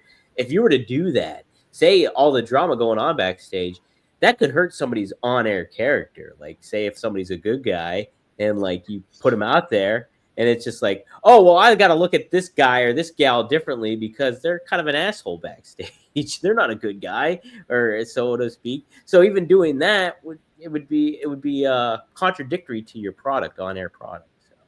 Of course, yeah. It's crazy. And something else that I don't know how they would capture, but it's a pattern that the wrestlers go through, where a lot of people think that life is a formula. You go to school, you go to college, you go to start your career, boom, you work this many years, retire, whatever the fuck, right? Yeah. And with wrestling, same thing. A lot of people think they pay their dues, and then after paying their dues, when it's their time, then boom, they'll get paid back. And then a lot of the wrestlers never make it to that next level. A lot of them. And then they get bitter, and then they're like, hey, what the fuck? You know, like, why am I putting over this young green kid that, you know, can't fucking lace my boots up, and I've been working this long and this and that. But, and that's real, and that's so common. Right. But from my perspective, how are you going to argue your value against someone else's value when it's a business and the business is about selling tickets? You know what I mean? Like, maybe you have been working 15 years, but if nobody has bought a ticket to see you, how are you going to stand there and tell me you need to be making as much as the guy that you're wrestling is making when everyone is paid to see him? Right. I mean, it's a business, and all wrestlers seem to find themselves somewhere in between here and there of that spectrum. And I, you know, and I get it but I've also understood the business part of it. I mean, I've always kind of been pushed since I started for the most part, but I've always seen that, like the older guys, the veterans, or just bitter guys that had to teach me and put me over on my way up. I saw that in so many of them. They're doing the formula. Why does it not work for them? They paid their dues. When's it going to be their time? But bro, your value is based on how many tickets you sell. And that can be manipulated to a big extent, by the office. They can make the show in a certain way so that more people are going to buy tickets to see this person because of the way you promoted it and put attention into it and not on these others. And that's always going to be part of it. And that's the part I'm talking about too, with the jealousy and stuff. How you gonna not be jealous if everyone else has this huge, looks like $1 million entrance, with the Playboy thing I saw, like, what if everyone has that? And then when you come out, it goes, little sparklers. Yeah. How are you not going to feel, like, you don't see yourself on the trucks when you show up at the man. You don't see yourself at the airport when all the banners are at the airport WrestleMania week. And it's like, where's my banner? How could that not, fuck with you? And especially if you think you are selling tickets, Right. Yeah, that's right. Or you think your value is higher than what it is currently not positioned at, that's a lot that goes into play. It's a lot that goes into play. Yeah. Holy smokes. Good, crazy stuff. Well, okay. Maddie has 2, and then we'll close the show out. He says, the Easter Bunny is real. We had 420 this weekend. Yeah, Mr. Marijuana there didn't show up for WrestleCon, but I'm not gonna hold it against him, seeing as how he's all the way in Australia, land down under. And down under. Someday he'll make it. Someday you'll make it, Maddie. You'll make it here, Maddie. Would love to see it. Maybe we'll do a show in Australia. Hey, you never know. You never know. And then he added too, can we please have Killer Karrion Kross on the show? That'd be awesome. I'd love to have him. Yeah. He's a good friend of ours, man. He was at our wedding. Yep, they were at the wedding, and super cool guy. It's Katie was saying that he's with WWE, but then he did an indie show, or was it just the Chris Bay show? Well, He did the GCW thing, but right? Also he did the Chris Bay Benefit for Bay show. Yeah. So, I can try to reach out to PR and touch base and see if I can get him on through the PR. And then kind of let him know, hey, you guys are good friends. Let's make it happen. Scarlett. Yeah. Katie, she said, and we want Scarlett. Yeah, so we could get both of them on here. I think that'd be awesome. Hell yeah. Hell yeah. Hell yeah. So yeah, we'll look into that, Matty. Good suggestion. I like it. But Rob, is there anything else you wanted to cover before we close out? I'm looking at my list of stuff that I wrote down. I think we talked about a lot. I will say this, though. Yeah. Since we haven't hit this subject yet, I watched the Mafia movie, the Kings of Alto Knights. Sorry. I don't know why that fucking title throws me for a loop. But anyway, the Alto Knights, where Robert De Niro plays both Vito Genovese and Frank Costello, and you said that a review said it wasn't that good. I loved it. Did you? Yeah, I did. I thought it was really good. Yep. Hell yeah. And there's something called Mob City, and I Mob watched Land? it. Oh, really? Oh, I guess that's it. Pierce Brosnan's in it. Oh, yeah. So we talked a little bit about that because of Tom Hardy. I watched one episode of that, and I will probably, watch the rest of it. But it's, it's fiction and it's a little over the top. But also, I looked at a Michael Francis video today on YouTube. Because I'm laid up with broken feet. Oh. Not that I don't watch YouTube all day anyway. Smoke weed. But, oh, you okay, Lovey? Oh, Doggies had baths, so they got the zoomies. All amped up. Yeah. But anyway, I was watching a Michael Franzese video, and he was interviewing this director. I should get it. Danny. I don't know what his last name is, but we met him at the Mob Museum with David Arquette because he did the movie Mob Town, which was about the Appalachian Summit meeting in 1957, which actually would come after. Well, actually, they talked about that in this movie too. Anyway, I learned through that Michael Franzese interview two things. One, you know, like almost every week, we seem to talk about the DeMeo crew, the Murder Machine. Yep. The Gemini Lounge and the whole way that the Gemini method, how someone comes in the apartment, gets shot in the head, they wrap a bag around his head or a towel, stab him in the heart, stop the bleeding, and hang him over the bathtub and let it congeal and stuff. I just found out today that there's a movie from 2023 about them that I didn't even know about. What? Really? Yeah. Whoa. What's the name of that? It's called Inside Man, and I had a hard time finding it because there's a couple other movies named Inside Man. In 2006, Denzel Washington, I guess, did a movie called Inside Man, so that pops up. But this isn't that movie. It was a 2023 Inside Man. I watched it on YouTube today. For some reason, it had I don't know, Hebrew or something like captions, but that didn't bother me.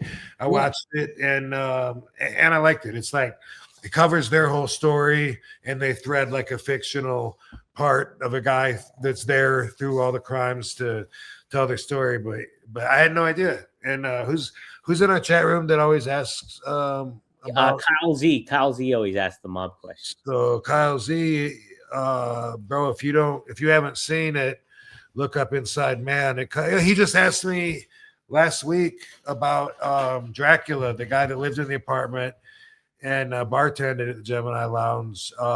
Guglielmo. Oh, if I'm saying his name right. You know what I'm talking about, Kyle Z.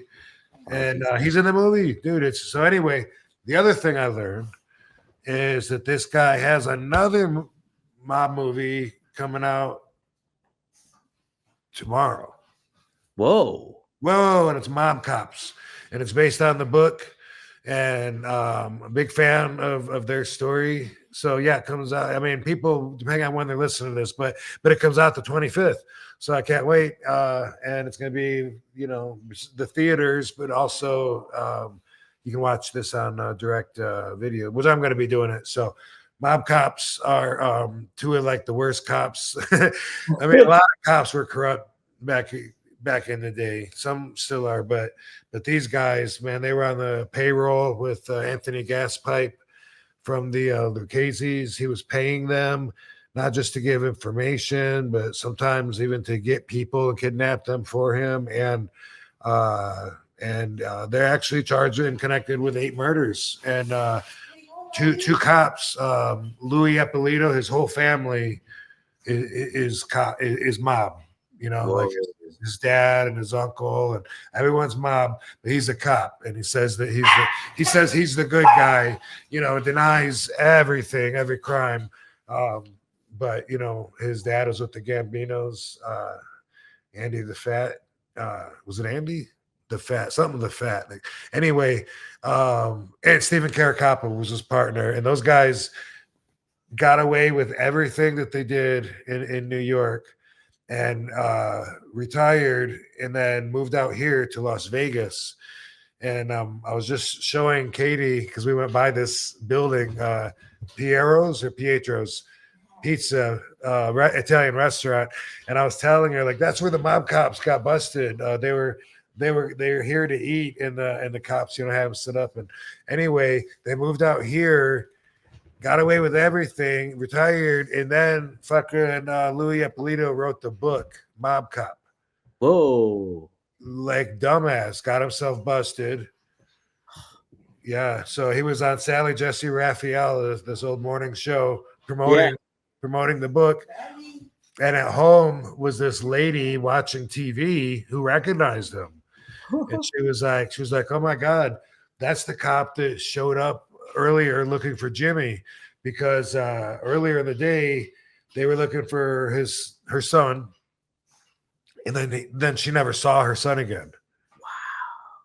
Jimmy Heidel, and it was because the mob cops found him, put him in the trunk of their car, and then gave him the gas pipe. And gas pipe shot him like 15 or more times, like to torture him, like had him tied up and wanted information on him, who was with him when they tried to whack him, because he got shot at in a car full of these Gambino associates. And anyway, Jimmy was one of them, and he shot him like one bullet at a time, like through his extremities, just to torture him and get him to yeah. And so, but anyway, that got him busted though. The mom recognized him, called the police, found someone that gave a shit, and they did the investigation and shit. And they both died like just like recently, like either during COVID or after, I think. So, yeah. Well, yeah, you're right. So it releases tomorrow, April 25th. Director is who you said, Danny Abecker. Kaiser. I hope I said it right. And then David Arquette's in it. He's yeah. He seems to, a lot of times they stick together when they do movies like that. So yeah, I remember him saying that. I don't remember who he plays, but I'm pretty stoked about that. So that's awesome. Yeah, I've seen Arquette's been making some media rounds, and I'd imagine it was for that movie. Oh, okay. So. I had no idea about it till today. Yeah, no. Well, you just informed me. I had no idea. So that's awesome. I've read the book Mob Cops that this is based on, and I've also read several other books on the subject, including there's two different cops that told their versions of it, that are doing the investigations. I think Betrayal of the Badge was written by a cop, and one of the other ones too. But anyway, it's just a fascinating story. Like in the book, he thinks that he doesn't cross the line telling on himself, Yeah. But he still talks about breaking the law and stuff. Like he talks about getting information from one guy that he arrested and while he's in jail. And he's talking about like pouring his face in like some kind of like ammonia to clean the floors or something. Yeah. Put his face in there. Like you can't do that. Even that is telling on yourself. Yeah, that's like, holy smokes. Bunch of shit like that where he talks about things that he did were way beyond breaking the law, but then he lies about all the stuff that ended up, being evident about that. Being evident stuff. Hey, sometimes that ego gets in the way and you can't. Yeah, for real. How about that? Derek, we talked about mafia angles working in pro wrestling. So take a look. A couple weeks back, we had an episode on that where Rob covered some stuff. And then Kyle Z follows up he says gas pipe was among the most violent in LCN history. So there you go. Yeah, and the reason that we found out about besides the mom and then the cops and doing the investigation and stuff, Anthony Gaspipe ends up flipping in prison and thinking that he's going to get out. And he tells all the stories, about how he had the cops on the payroll and everything, that they used to do for him. One guy, Eddie Leno, he was, John Gotti's right-hand man. And the mob cops actually pulled him over on the highway. And then they walk up to the car and fucking shot him, killed him right there. What? Really? Yeah. Boom.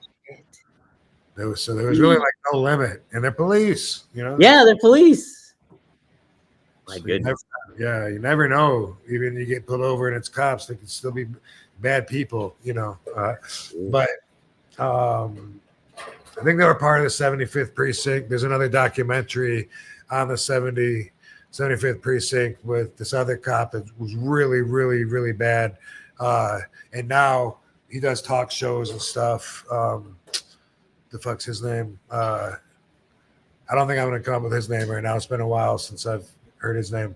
But anyway, a lot of the, there was a lot of corruption, obviously, back then when the mob ran shit, especially in certain towns. And it was like that in New York, and it was like that in Chicago. And fascinating subject, though. Yeah, absolutely. Man, yeah, that's an intriguing movie to check out too. I'll have to get the book too for sure and check that out. I did start reading, so I started reading an Elmore Leonard book, so I'm gonna start that off. Then I'm gonna venture out in the other stuff that What book? What Elmore Leonard book? Cat Chasers. Did you ever read that one? Nope. Okay, that's a good one. It's about a guy. He runs a motel in Miami, and then he goes down to the Dominican Republic because a girl shot him when he was in the Marines. And so he's going to find her, but really interesting characters. I'll wait for the movie. Wait for the movie for that one. I got no time for fiction. I got to learn. That's it. Learn and learn it. That's it. I got to learn alleged nonfiction. Yeah, right? Blur the line. Who really knows, We weren't there. No, we weren't there. No. Stories clash with each other, different versions. So you go, well, this is what most people believe, but we don't fucking know. We don't really know, to be honest. Interesting stuff, Rob. So it's a awesome Mafia week, though.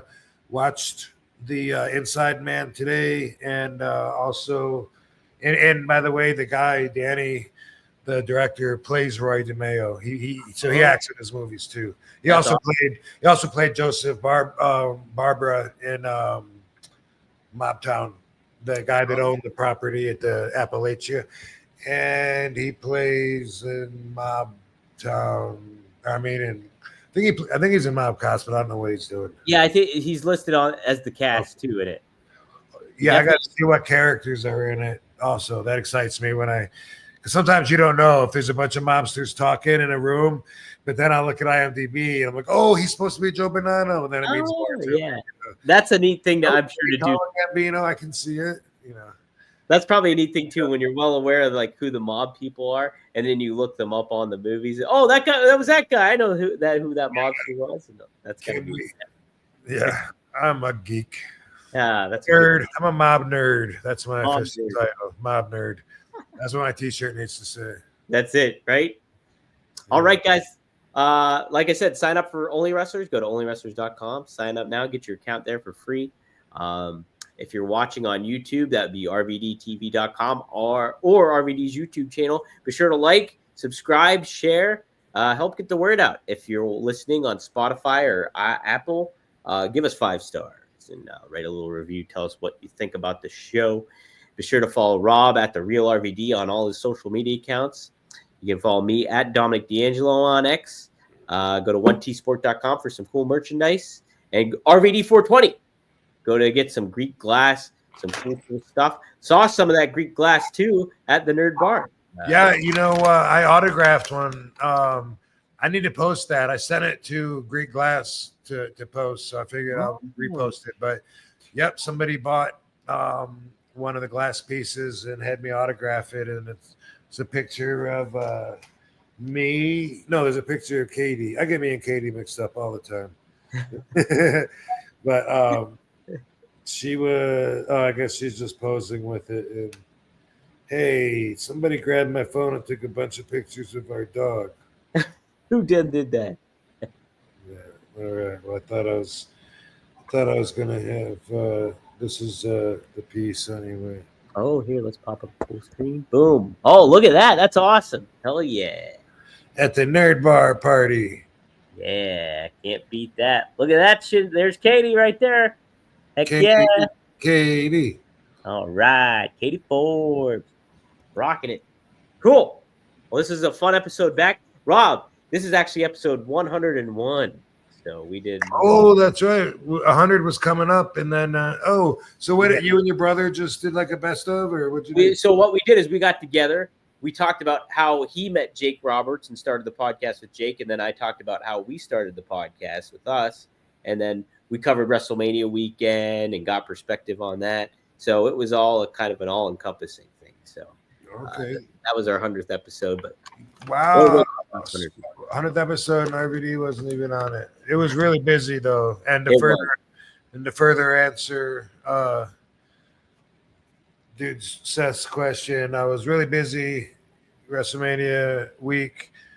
I did 3 days at WrestleCon, 3 different appearances at different locations afterwards, and in between that was dealing with having 2 broken heels, not being able to walk, and learning how to pee off of my wheelchair. And you mastered that. Yeah, And you also know your limit of how many beers you can have without having to pee. that was what made it tough, man. Because in my mind, like I'm already thinking, like as soon as I leave home, I'm already thinking about like, man, I'm gonna have to pee, and then I'm just thinking about my stomach, and I fool myself into thinking I gotta pee. I do that too. On my way to the convention center, I'm like, dude, I just peed before I left. What if it didn't all come out? Like, what? That's what it is. I get the same way on an airplane. I do too. I think the same stuff too. Is like, I should pee right now. I was like, do I have to go? Should I go? It's like, my head about I hate the thought of just being trapped and not being able to if I have to. Like, yeah, I'm the same way. yeah. Well, hey, we can all pee after the show here. Yeah. Hey, did I tell you my one of my Jake the Snake stories? Was it the one where you at the gym with the kid? Yeah. Okay, you already know that one. Well, we could share that another time, but that's a fantastic story. I've known him a long time. Jake Roberts, baby. Let's have him on the show. We should get him on. Hell yeah, we should get him on the show. And I'll do his show. Yeah. We'll do each other's shows. I like it. Cool. All right. Thanks, Dominator. Thanks, Van Dam fam. By the way, May 3rd, I will be in Michigan at Rhino's show, whatever the hell that show is called. So don't think that I'm going to let something like a couple of broken feet stop me from seeing my Van Dam fam in Michigan. How about that? You'll be tapping like Fred Astaire by that time. Yeah, for sure.